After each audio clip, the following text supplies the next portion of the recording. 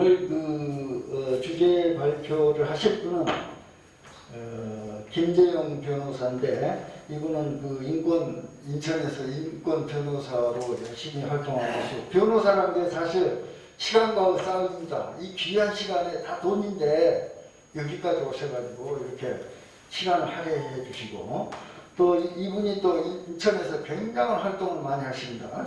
저는 아주 든든한, 저보다 좀 어리니까 후배라고 하겠습니다만, 후배가 우리 더불어민주에 들어와서 정말로 큰 일을 하고 있다, 이렇게 생각합니다.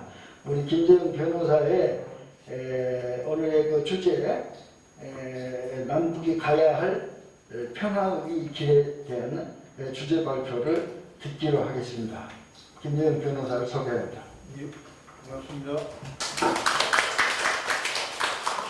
후보자는 나중에 소개하시겠습니다. 네, 반갑습니다. 여기 앉아서 하겠습니다. 뒤에 보이셔요? 예. 한 2시간 아침 일찍 일어나서 이렇게 오셔서 반갑습니다. 제가 오늘 가져온 주제는 안중근 동양평화론이라는 주제하고, 여러분 이제 내일 가까운 데가 철원이 있는데, 철원에 관련해서 간단하게 한번 생각하는 시간 한번 가져보겠습니다. 제가 한 35분 정도, 또 조금 더 되면 한 40분 정도 이렇게 하고, 두 분이 또 토론을 해주시기 때문에 그 시간을 최대한 지켜서 식사 시간에 맞도록 이렇게 해보겠습니다. 벌써 한 3년 됐습니다. 2018년이면 여러분 많이 기억하시듯이 우리 문재인 대통령이 평양까지 가고, 여기 가까운 판문점에서 북한에 지금, 저는 한마디 표현만 하겠습니다. 저도 입에서 북한 하는데, 설명은 조금 더 자세히 나중에 드릴 기회가 있으면 좋겠지만, 오늘은 북측이라고 이렇게, 아니면 북녘이라고 제가 이렇게 칭하겠습니다. 그래서 이제 판문점에서 북녘에 김정은 그 당시 국무위원장과 이렇게 회담을 하는 그 기억이 굉장히 새로운데, 그 사이에 또 남북관계가 그렇게 썩 좋지는 않아서 아직도 이렇게 교차 상태에 있고, 지금 이제 그렇게 어떻게 될지 이렇게 오리무중인 상태에 있는 건 사실입니다. 얼마 전에 6월 18일 날 언론에 나온 거 보면은 북녘에 이제 김정은 조선노동당 총비서가 대화와 대결이라고 이렇게 지금 말을 하고 있습니다. 그래서 한 측은 대화를 하겠다라고 이렇게 돼 있으면서, 혹시라도 대결 국면이 가도 북녘에서는 대비하겠다, 지금 이렇게 양면으로 얘기를 하고 있습니다. 어떻게 보면은 대화 국면이 오다가 대결 국면이 또 같이 조성되는 그런 느낌을 갖고 있기 때문에 조금 아쉬운 면이 있습니다만은, 우리들이 앞으로 이 남북 통일을 위해서도 노력해야 되겠다는 생각을 하게 됩니다.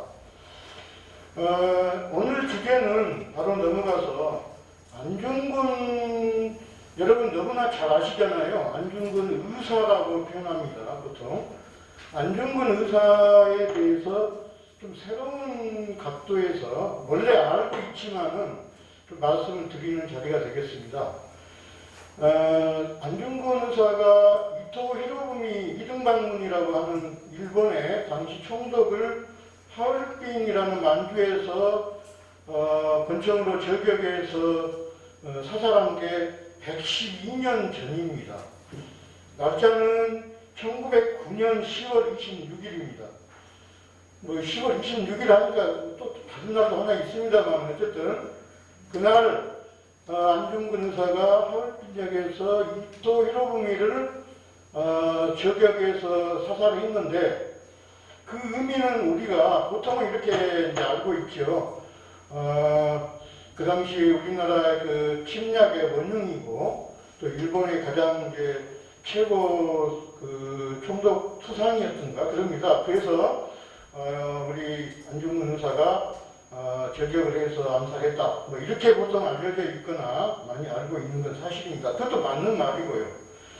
근데 오늘 제가 말씀드리려는 취지는, 당시 우리나라가 100년 넘은 그 시기가 중국, 그 당시에는 청나라였습니다. 그리고 러시아가 이제 또 우리 지금도 이제 있지만은 러시아가 굉장히 강대국으로 우리 이제 조선이라고 우리는 되어 있는데 오늘은 한국으로 표현하겠습니다. 우리 한국을 이렇게 이제 또 지배하는 그런 의미로 들어와 있고 또 일본이 당시 굉장히 선진국 문물을 빨리 받아들여가지고 이렇게 제국주의 형태로 다른 나라들을 이렇게 침략하기도 하고 이제 식민지화하려고 이렇게 나서는 그런 단계였습니다.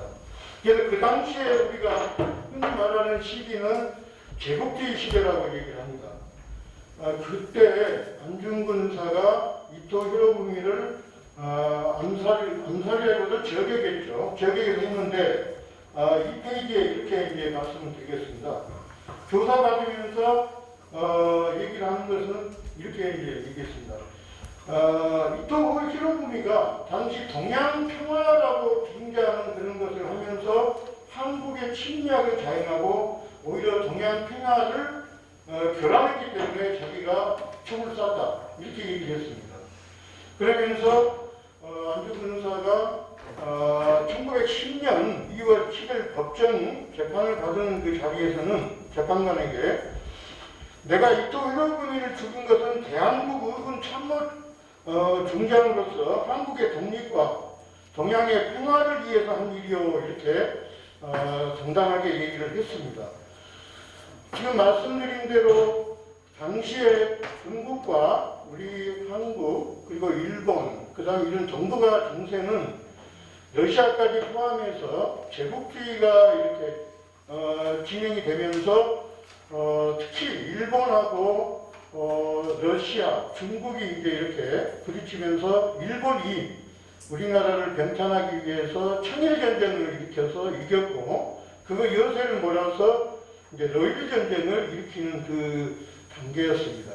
그때 그 당시에 이제 러일 전쟁을 바로 이제 하기 이전에 일본이 러시아하고 남주에서 부딪히면서 어떤 얘기를 했냐면은 자기들이 러시아라는 서양 제국주의하고 전쟁을 해서 싸울 테니까 그 싸우는 명분으로는 이쪽 중국과 이 동북아의 평화를 만들겠다. 이렇게 이제 그 일본 천황이 얘기를 하고 또 이번에 러시아를 물리쳐서 한국의 독립을 시키겠다. 독립이 이루어지도록 도와주겠다. 이런 얘기를 하면서 일본이 이제 러시아하고 전쟁을 해서 당시에 러일 전쟁에서 우리나라, 한국은 일본 편을 들었다고 이제 이렇게 얘기를 하고 있습니다. 왜냐하면 당시에 정세 속에서는 서양을 대표하는 러시아가 오는 것에 동양을 대표하는 일본이 나서서 싸워준다. 이런 생각을 한편에 가졌다는 거죠. 지금하고는 이제 다르지만.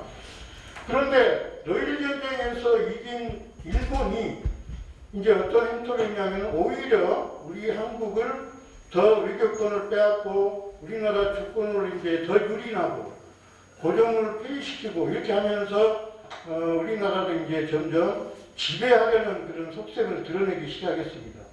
바로 그 중심에 이토 히로부미가 있었던 겁니다. 그래서 안중근 의사가 저 이토 히로부미는 러일 전쟁을 할 때는 일본이 마치 우리 한국의 독립을 또 우리 한국을 도와주고 같이 이 동양의 평화를 위한 것처럼 하더니 러시아를 이긴 뒤에는 오히려 우리 한국을 지배하고 또 중국을 또 침략하고 이러면서 동양 평화를 침해하고 있다. 오히려 깨뜨리고 있다. 이렇게 판단을 하고 안중근 의사가 그 중심에 있는 이토 히로부미를 저격을 하게 된 겁니다.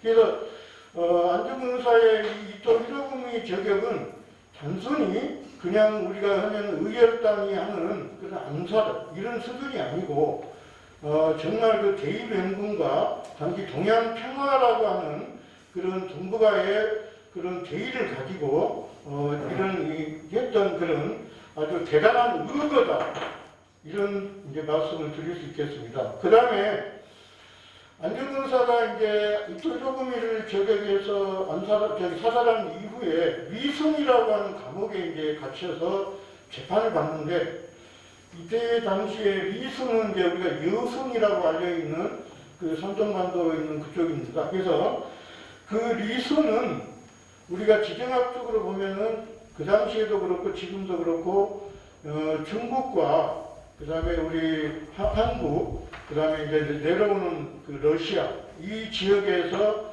항구로서 가장 그 중심되는 요새 지역으로 볼 수가 있습니다.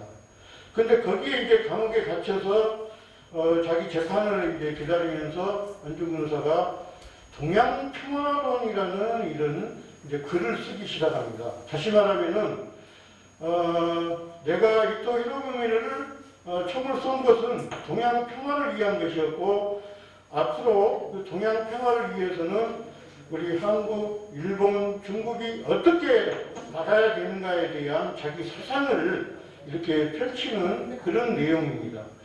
그래서 이제 그 동양 평화론 책을 쓰는 중에 일본이 제가 볼 때는 안중근 의사의 이와 같은 사상과 이런 의거가 더 알려지면 안 되겠다 생각해서 3월 달에 급격하게 그냥 사형을 집행해 버립니다.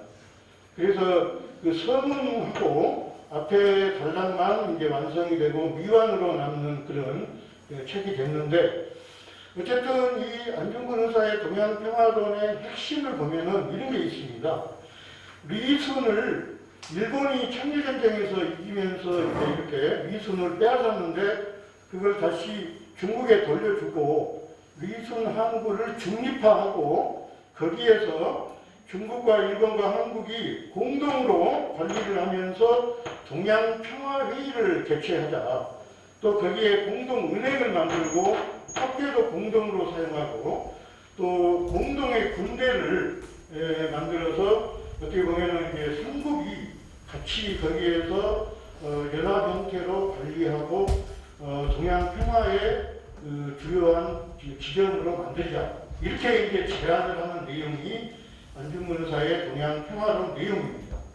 근데 어쨌든 이렇게 안중근 의사가 이제 사형으로 이제 사망하고 그 뒤에 이제 이어지지는 못했는데, 동양에서 동북아 지역은 지금 말씀드린 대로 보면은 동북아의 평화를 깨뜨리는 그 가장 지금 핵심 세력 나라라 한다면은 그 당시에도 일본이었고, 또 지금에 와서 봐도 우리 남북 관계에서 남북의 분단보다, 통일보다는 분단을 고착하기를 지금도 어떻게 보면은 바라는 것 같이 보이는, 또 역사를 그 반성하지 않는 일본이 아직도 이 동양 평화, 극동아시아의 평화에 어떻게 보면은 이제 제대로 협조하지 않고 있는 나라다, 이렇게 보이고 있습니다.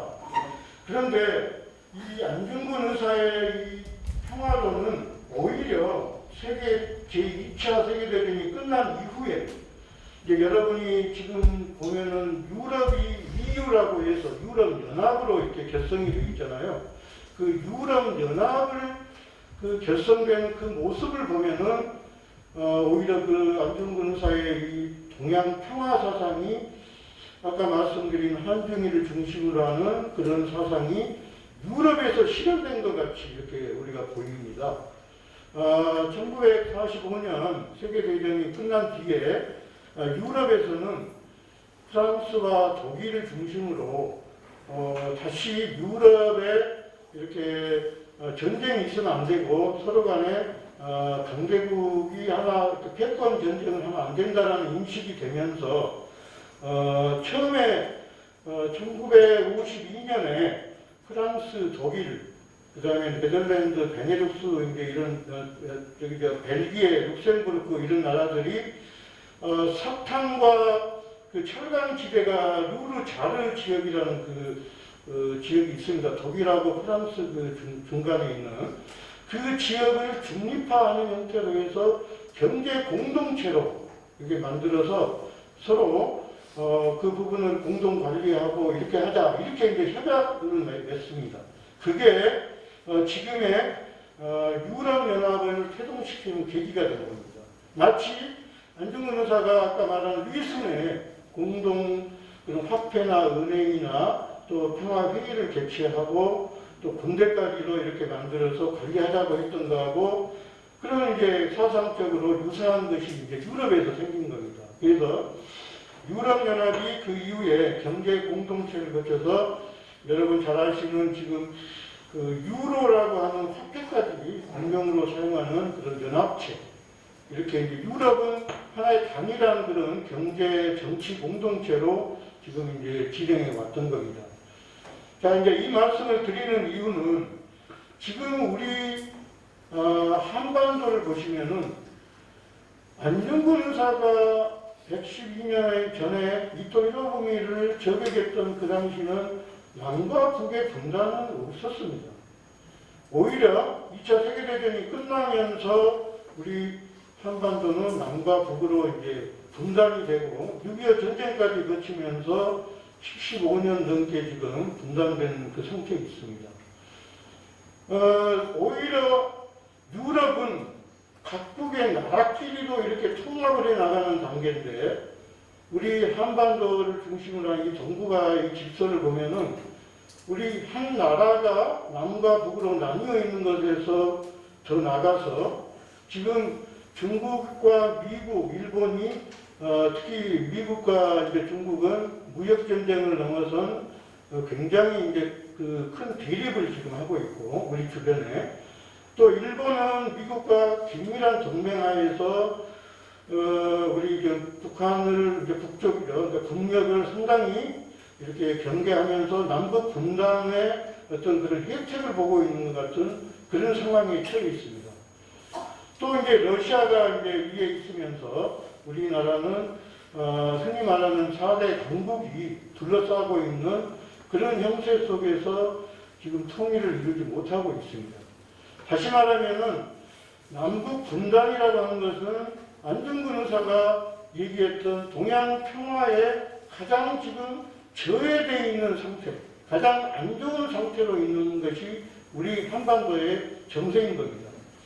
그래서 그 안중근 의사의 동양 평화론을 지금 이 시점에서 같이 비춰본다면은 제일 먼저 해야 될 일은 남과 북이 서로 평화를 그 근거로 하면서 통일된 관계로 나가는 것.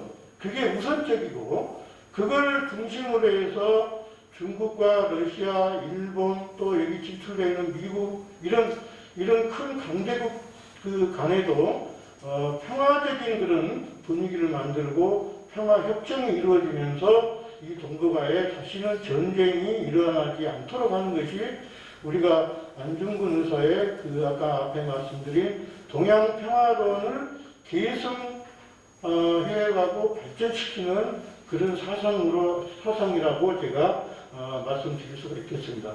그런 면에서 이제 두 번째로 그러면은 우리 남과 북이 어떻게 통일을 해 나가고 이 분단을 극복해 나가고 그 점에서 여러분이 오늘 연천 오셨는데 연천 바로 옆에 있는 철원에 대해서 한 말씀 드리면서 제가 이제 오늘 준비한 것을 마치고자 합니다. 참고로 제가 드린 그 자료에는 안중근 의사의 동양 평화론 서문을 썼습니다. 거기다 실었는데 시간상 제가 그 각자 한번 읽어보시라고 말씀드리겠고 그 서문을 좀 잠깐 내용을 보시면은 처음에 당시 우리 한국민들은 일본을 응원을 했다. 동양 평화를 위해서 싸울 줄로 생각하고 했는데 일본이 오히려 이 동양 평화를 해치는 그런 나라라는 것을 인식하게 되면서 일본은 평화를 더 이상 평화를 깨뜨리는 그런 행위를 하면 안 된다. 이렇게 이제 주장을 하고 있는 내용으로 볼 수가 있습니다. 우리 남북의 지금 그 통일을 위해서는 우리가 먼저 한번 살펴봐야 되는 게 이 남과 북의 통일 원칙입니다. 1972년이면은 지금부터 한 50년 가까이 전인데 당시 이제 북녘의 김일성 주석과 우리 한국의 박정희 이제 당시 대통령이 밀사를 파견해서 서로 간에 남북 통일을 위한 3대 원칙을 확인했습니다. 그게 여러분 잘 알고 있는 자주, 평화, 민족, 대단결이라는 그 세 가지 원칙입니다. 그래서 이 세 가지 원칙은 그 이후에 지금부터 20년 전인 2000년에 들어오면서 김대중 대통령이 평양에 가서 당시 김정일 국방위원장과 6.15 그 선언을 할 때도 이 3대 원칙에 기반해서 앞으로 남북관계를 풀어나가자 이런 얘기를 했고, 노무현 대통령이 14 선언을 했을 때도 마찬가지고, 아까 말씀드린 문재인 대통령이 김정일 국방위원장을 만나서 회담을 할 때도 이 3대 원칙을 기반으로 한 겁니다. 다시 말하면은 우리 남과 북은 외세의 간섭을 받지 않고 자주적인 자세로 통일을 하고, 또 무엇보다도 전쟁이 없는 평화적으로 하자. 그러기 위해서 우리 남과 북이 한 민족으로서 단결해서 통일을 이루어 나가자. 이 세 가지가 이제 원칙입니다. 그 세 가지 원칙에서 조금 더 이제 그동안 있었던 우리 통일 방안에 대해서 한번 잠깐만 살펴보겠습니다.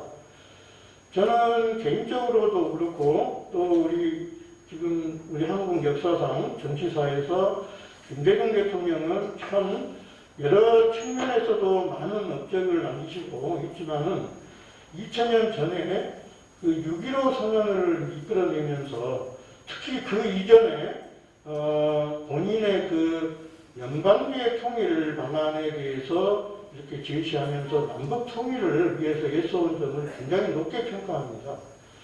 그 점에서 김대중 대통령의 평화통일 3단계 방안을 잠깐 한번 이제 살펴보면 이렇습니다. 김대중 대통령은 3단계로 우리 남북이 통일하면 좋겠다 하면서 처음에 평화적으로 공존을 이제 해야 된다고 얘기했습니다. 어떻게 보면 공존이라고 하는 것은 제일 전제되는 것이 상호에 대한 존중이고 인정이라고 생각합니다. 그래서 남녘과 북녘이 상호 간에 비방을 하지 않고 서로 인정했을 때 공존이 되는 거 아니겠습니까? 그래서 이 상호 공존의 상태를 먼저 구축하고 그 다음에 남북의 이제 평화적으로 교류를 통해서 평화 통일을 해 나가자 이렇게 하면서 국가적으로는 이렇게 얘기를 먼저 했습니다. 첫 번째는 국가연합 형태로 공화국 연합을 만들자 이렇게 했습니다. 그것은 다른 취지가 아니고 남녘 형태 이 지금 대한민국과 북녘에 있는 조선민주주의인민공화국이 그 자체로 두 개가 남북 연합 형태로서 먼저 체계를 갖추자. 이 국가연합 형태는 아직도 전 세계적으로 많이 있습니다. 대표적으로는 이제 독립국가연합이라고 소련이 망한 뒤에 지금 러시아 지역에 이렇게 각각의 나라들이 연합 형태로 경제적 그다음에 정치적 공동체를 이루는 그런 형태가 있습니다. 그래서 국가연합 형태를 이루고 그 다음에 이제 연방제 형태로 통일을 나가자 이렇게 이제 김대중 대통령은 이제 주장을 해왔습니다. 그리고 나서 이제 마지막 단계가 우리는 하나의 민족이고 하나의 국가고 하나의 정부다 이러면서 이제 완성된 단계의 그런 통일국가를 구상을 했던 겁니다. 그에 비해서 북한에서도 예전에 그러니까 북녘에서도 예전에 김일성 주석이 그 연방제 통일 방안을 주장하면서 이렇게 이제 해왔는데 고려 연방제 형태로 이제 얘기를 해왔습니다. 그걸 한번 잠깐 소개해드리면은 북녘의 연방제는 일단은 일국가 체제면서 이체제 형태로 남녘과 북녘의 자본주의와 사회주의 체제를 유지하고 정부도 각각의 정부를 이렇게 유지한 상태에서 국가적으로 연방제 국가를 만듭시다. 이런 이제 주장을 해왔던 겁니다. 이렇게 이제 오는 과정에서 아실 바와 같이 우리 남녘과 북녘은 뭐 연방제란 얘기를 꺼낼 수도 없을 뿐더러 그동안에 이제 이런 부분에 대해서 굉장히 대립적으로 해왔지 통일 방안을 세울 수 있는 정도는 아니었는데 남북 공동선언이 2000년 6.15 김대중 대통령이 평양에 가서 그 선언을 이끈 당시에 이 연방제 방안에 근거한 남녘과 북녘의 통일 합의된 방안이 있습니다. 그걸 좀 잠깐 말씀드리고 얼른 또 다음 단계로 넘어가겠습니다. 아까 말씀드린 대로 김대중 대통령은 1단계가 국가연합 형태를 주장을 했고 북녘은 연방제 방안을 주장을 했습니다. 그러다 보니까 서로 이렇게 일치가 되지 않았던 거죠. 그것을 북녘에서는 연방제 중에서 낮은 단계의 연방제를 이제 주장하겠다 해서 변형을 좀 일으키면서 하면서 두 개를 합쳐서 남측에서 연합하는 국가연합 형태와 북측에서 얘기하는 낮은 단계의 연방제안이 공통성이 있다. 이렇게 이제 얘기를 하면서 이렇게 얘기를 했습니다. 일단은 국가 간의 남북연합 형태로 북녘 조선민주주의인민공화국과 우리 남녘의 대한민국은 그 상태를 유지한 채로 이렇게 서로 연합 형태를 구축하자.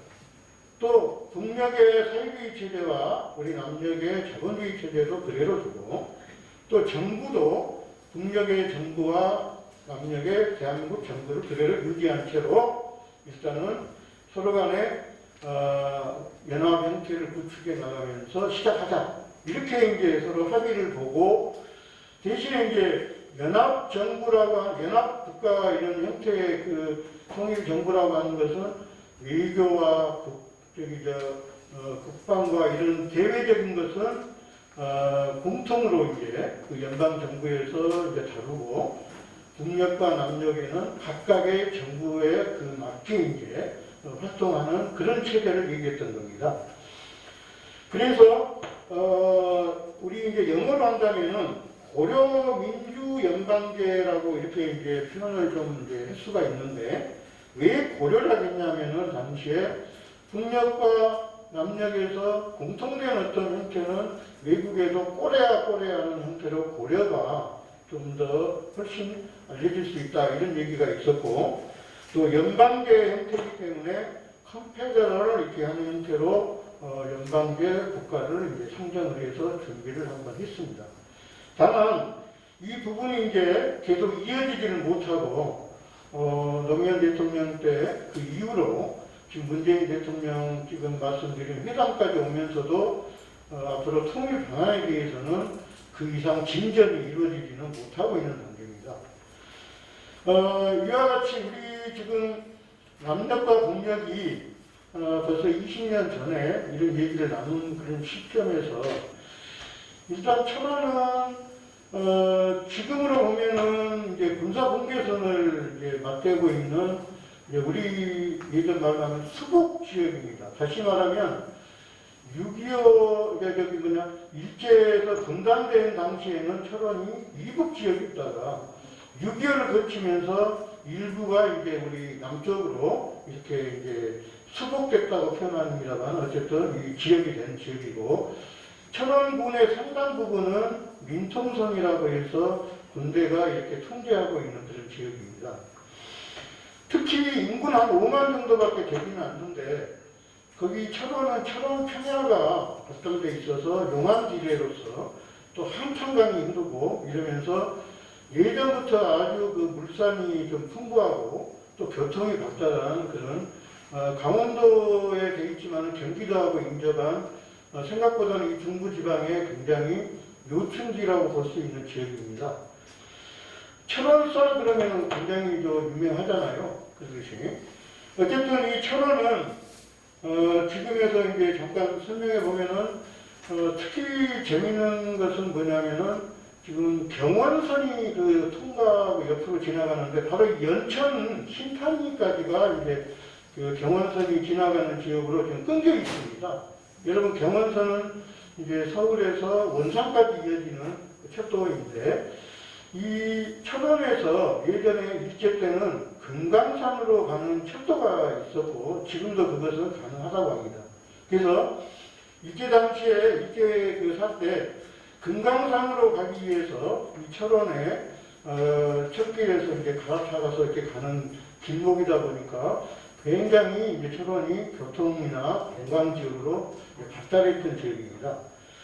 여러 가지 있습니다만 이제 한탄강이 흐르고 아까 말씀드린 그런 여러 가지 또 이제 명성지도 있고 이런 관광 지역에다가 특히 지금은 이제 이 접경 지역이 되다 보니까 이런 두rum이라든지 여러 가지 월동하는 그런 조류들이 많이 서식하고 있는 또 환경의 보호 지역이기도 합니다. 뭐 이런 이제 여러 가지 소개를 좀 드릴 수가 있고요. 역사적으로 보면은 이 천안은 여러분 잘 아시는 삼국시대를 거치면서 이제 신라가 이제 통일을 하고 나서 그 시점에 백제 후손하고 이렇게 이어지는 관계에서 견훤 아시잖아요. 저기 궁예 아시잖아요. 궁예가 이 철원에 나라를 이제 세웁니다. 그 나라가 바로 이 철원에 세웠고 이 철원에 이제 태동이라고 하는 나라를 세워서 당시에 이제 그 궁예가 다스렸던 것이 사극에도 나오고 하는 걸 여러분 보셨을 거예요. 김영철 그 배우가 최명철가 아마 맥군으로 나오고 아마 맞죠. 예, 그래서 이제 그 아마 보신 분 아는데 그만큼 우리 역사적으로 보더라도 이 철원은 수도로서의 그 역사 의미가 있고 또 그만큼의 입지가 된다는 겁니다. 특히 이제 6.25 때는 지금도 그렇지만 이제 철의 삼각지대라고 해서 굉장히 이제 군사적인 그런 요충 지역이기도 했고 뭐 이런 것들이 보면은 역사적 지리적으로 철원은 다른 어떤 지역보다도 상당히 좀 중심지가 될 수 있는 그런 지역이 아닌가 이렇게 생각합니다. 그래서 이제 그런 의미로 제가 오늘 이 철원을 우리가 이제 연방제 통일 국가를 세워 나간다면은 그 연방제 수도로서 이렇게 제안해 볼 수 있는 위치가 있다 이렇게 생각하고 아마 우리 한국에서 철원을 제안하면은 북녘에서는 개성을 제안할 것 같아요. 그래서 개성과 철원이 서로 병합을 하면서 우리 남북의 평화 또 나가서 북동아시아 이 동양의 평화를 이끌어가는 그런 도시가 되지 않을까 이런 생각을 해봤습니다.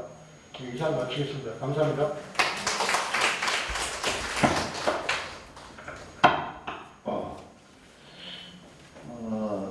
오늘 그 예정 시간보다 한 5분 정도부터 짧게 이렇게 마감을 해주셨습니다. 우리 김 변호사님 혹시 철원에다 땅 사보셨어요? 알겠습니다. 저도 며칠 전에 사실은 그 철원 지역을 한번 그 고석정이며 뭐 이렇게 좀 다 돌아본 적이 있는데요. 굉장히 넓고 좋습니다. 그리고 여기 경기도 연천에는 연천 군수가 특별히 일체 공장 허가를 안 해줘요. 그래서 아주 물이 좋고 여기 한탄강 유역을 보면요 2만 년 전에 형성된 이런 뭐 주상절리라든가 이런 아주 그 화산 활동이 많아가지고 물이 아주 좋습니다. 그래서 청정지역이고 그래서 혹시 땅 사실 분들은 이쪽에 오면 싸고 좋습니다. 제가 이 근처에서 살기 때문에 이런 말씀 드립니다. 하여튼 안중근의 생애를 통해서 또 우리 김대중 대통령의 그 6.15 그 뜻과 의미를 가지고 잘 이렇게 정리해서